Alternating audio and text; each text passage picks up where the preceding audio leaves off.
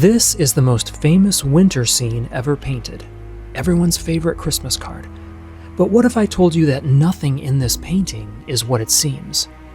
The hunters returning are the first thing we look at, but why are they so sad?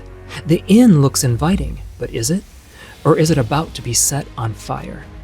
Is everything all right out on the ice? Do you notice the peaceful bird or its trap? And do you see the disaster that's about to happen in the background? More importantly, do you know why the painter had to hide all of this and what happened on his deathbed? This is one of the most misunderstood paintings in the history of art, and today I'll tell you why everything you thought you knew about it was dead wrong. Pun intended. This masterpiece painting was completed in 1565 by Pieter Bruegel the Elder, and it hangs today in Vienna, Austria, in the Kunsthistorisches Museum. At first glance, it's very peaceful.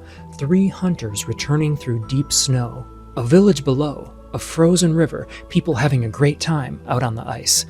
The kind of image you'd imagine hanging in a cozy room in December.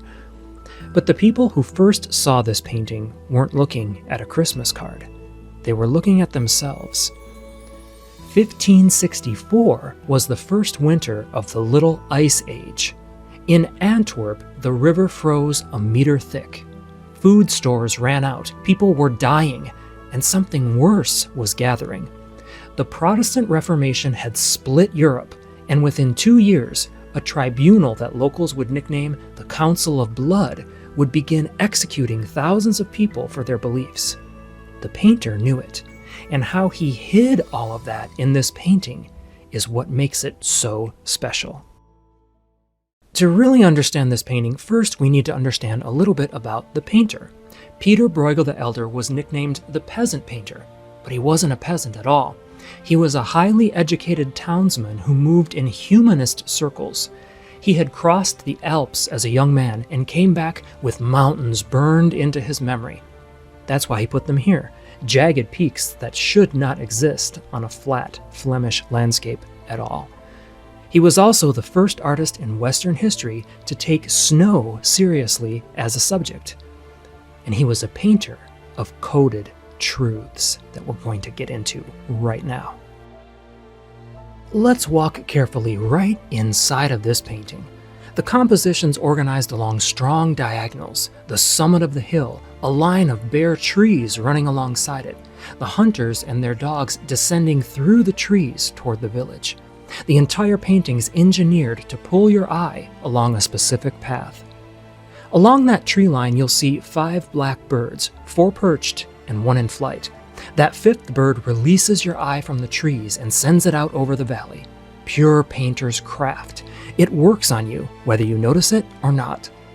And now look at the hunters. Why are they so sad? Because they came back with almost nothing, a single scrawny fox. Those long spears are meant for large game, boar, deer, and bear. They went hunting for a stag and returned with just a fox. Their dogs trail behind them with their heads hanging. And in the snow ahead, you can see the tracks of a hare that got away. Above the inn hangs a sign painted with the image of Saint Hubert, the patron saint of hunters. He was the man who saw a crucifix in a stag's antlers and converted. But look at the sign. It's falling off its hinge. Christ is hanging by a thread. The old Catholic order that had held Europe together for thousands of years is cracking. Reformers have begun questioning the church, and the Catholic Habsburg rulers of Flanders have begun answering those questions with violence. Outside the inn, a family singes a pig over a roaring straw fire. This was standard December work across medieval Europe. The pig had been fattened on autumn acorns, and now, in the cold months that preserved the meat, you burned the bristles off the carcass so you could scrape and butcher it. It was how a family would survive the winter. But notice who's watching. A young girl, dressed just like her mother, standing perfectly still. Every other child in this painting is out playing on the ice, absorbed somehow in their own world. She's the only one turned inward. She could be a symbol of obedience, of the next generation learning how to live. Or she could be something else entirely. A child quietly watching her parents light a fire right outside the entrance to the only place that could keep them warm. And notice what that fire is doing. It's burning flesh in a country that is about to start burning people alive for their beliefs, under the sign of the cross. Notice too how close all of this is to the wall of the inn. One gust of wind and the whole building catches fire. Is the little girl watching her parents about to burn the house down? Their entire way of life? On the frozen river, people are skating, curling, and sledding. But one man has fallen flat on his face on the ice. Now, it could be pure humor. Bruegel loved a good pratfall.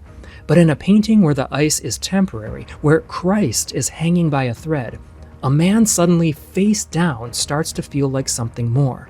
A fall from grace. A person who thought he was on solid ground until the ground betrayed him. But keep looking, because there are more coded secrets. On the ridge at the far right, almost hidden, sits a bird trap. In the symbolic language of the time, the bird catcher was the devil. Birds were souls, and the trap meant damnation. Now, look past the church in the distance. Do you see that? A house that most people completely miss. Its chimney blazing out of control. Tiny figures running with ladders across the ice, trying to reach it before it burns down the village. And the skaters? Laughing and playing. No idea. This is maybe the most important detail in the entire painting. It's exactly what Flanders was in 1565, a country about to be consumed by a fire from within. 2 years after this was painted, the Duke of Alba would arrive from Spain with an army and a tribunal to hunt down anyone suspected of heresy. Over 1,000 people would be executed. Christian Europe would become a home on fire. But the most extraordinary thing about this painting isn't just what the painter hid inside it. It's what an X-ray revealed about how he made it. If you'd like to bring this painting into your own home, you can order it through my website. The link is right down below in the description. Every print is produced with rich, detailed color that captures the cold, beautiful clarity of the original winter scene, so you can turn your own living room or your office into your personal museum. There's selections from other great works of art there as well, art that changed the world. Shipping's free worldwide, and every order directly supports the videos I make each week. Let's continue. Using X-ray analysis of the original panel, researchers discovered something fascinating. One of the 3 hunters, the one on the right, wasn't in the original composition. The painter added him later. So why would he do that? Because that one figure changes everything. Without him, the diagonal weakens. The tree line doesn't quite pull your eye the way it needs to. But with him, suddenly the composition snaps into place. He's the hinge. He's the reason your eye follows the trees down into the valley, past the failing sign, past the fire outside the inn, past the fallen skater and the bird trap, and into the disaster burning in the background. The genius addition of the final crow taking flight does the same, hovering over the fire scene, the true emotional and symbolic heart of the composition. The painter wasn't just recording a winter afternoon, he was engineering one, revising it, and adjusting the composition until every detail pointed the viewer exactly where he wanted them to look. Which raises the deeper question.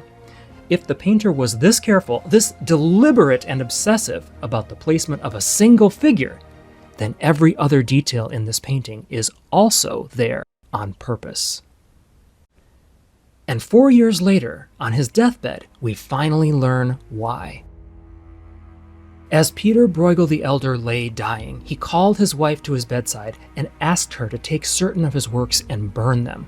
He was afraid that if she kept them, she could be prosecuted. In a country now ruled by the Council of Blood, the wrong image could cost you your life. So she did. She burned them. Everything he made that was too direct or angry or specific, gone. And what survived is what was safe enough to leave behind. The quiet, beautiful versions, the coded ones, the paintings like this one where the warning is buried in the snow. So the next time someone shows you this painting and calls it peaceful, you'll know what to look for and what to say. But I want to leave you with a question. Is Pieter Bruegel's time really so different from our own? Our world is changing drastically with every blink, it seems like. The climate is spiraling out of control, just like theirs in their mini ice age. Artificial intelligence is closing in on the way we work, the way we think, maybe even our existence. Conflict and war loom constantly over the map, and meanwhile, most of us go about our lives, laughing on the ice, unaware that our own house might be on fire. So do you think the warning in his painting can apply to us today? And are there any details that you might have caught that I missed? I'd love to hear from you in the comment section. These videos are created by me. This isn't AI. It's a real person who still reads all the comments himself. At least until my house burns down. Thanks for watching all the way to the end, and I hope to see you in my next video.